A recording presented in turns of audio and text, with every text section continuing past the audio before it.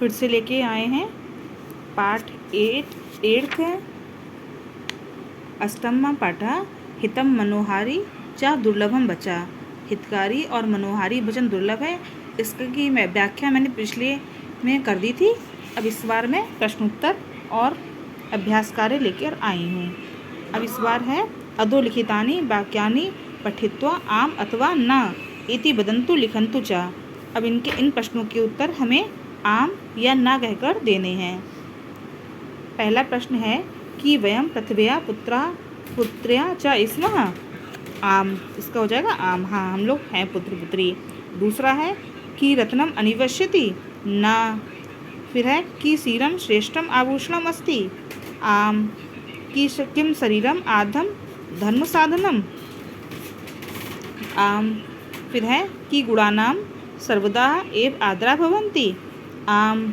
फिर है किम क्रियाशीला एव विद्वान भवति। आम। फिर है किम अस्माभिः केवल मनोरंजकानि वाक्यानि वक्तव्यानि। न। फिर है या सदा सुखम इच्छति किम सदा विद्यां प्राप्नोति। न।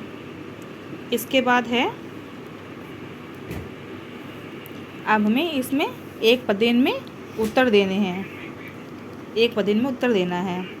पहला है आद धर्म साधनम किम। तो इसका हो जाएगा, आप देख सकते हैं, शरीरम। पहले का है शरीरम। फिर दूसरा है कीदृशम बचा माँ ब्रूहि। तो है दीनम। फिर है श्रेष्ठम आभूषणम किम अस्ति। श्रेष्ठ आभूषण कौन सा है? शीलम। फिर है सर्वेषां मनुष्याणां माता का अस्ति। सब मनुष्यों की माता क्या है? कौन है? भूमि या पृथ्वी। रत्नाम अन्वेषणम के कुर्वन्ति ग्राहका। इसके बाद है नंबर 3 पर आते हैं। अब इनके उत्तर पूर्ण वाक्य में हमें देने हैं।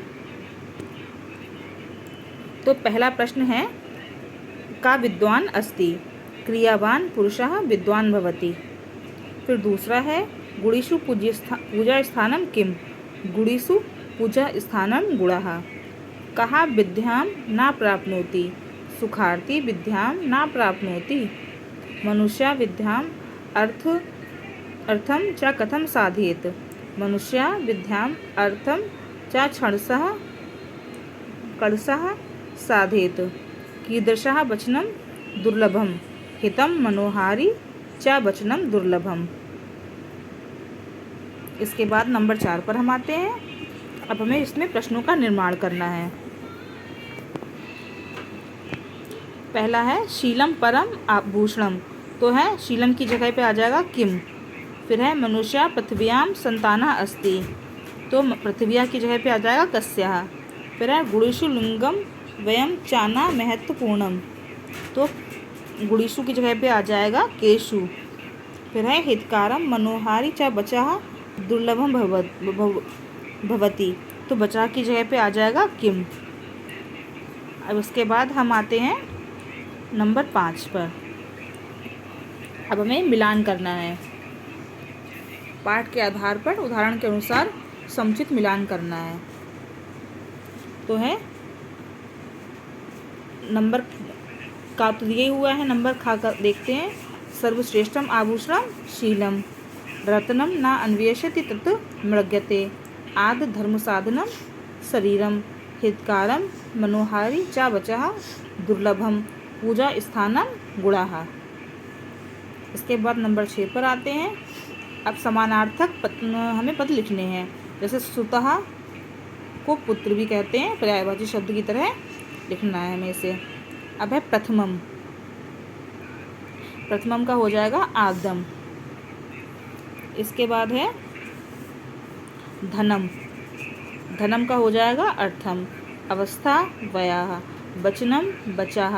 आचरणम शीलम।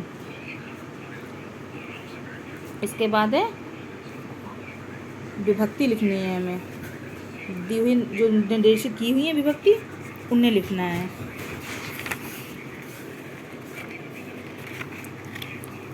तो सबसे पहले इसमें देखते हो आप आंसर।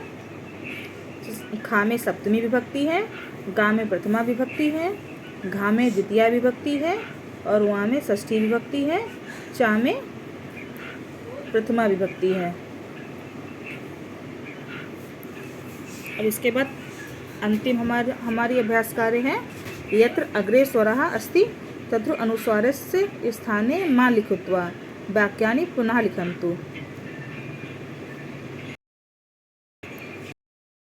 उदाहरण दिया हुआ है, दूसरा हमें करना है। हमारा खा नंबर पर शरीरम आद्य खलु धर्म वयम अद्यनं पाठं पठामः त्वम् अस्माकं गृहम् आगच्छ अहम एकं प्रश्न प्रष्टुम् इच्छामि गुणम अर्जितम अधिक प्रयत्नं करोति। इसके साथ ही हमारा ये पाठ समाप्त होता है। अगले पाठ में फिर मिलते हैं। धन्यवाद।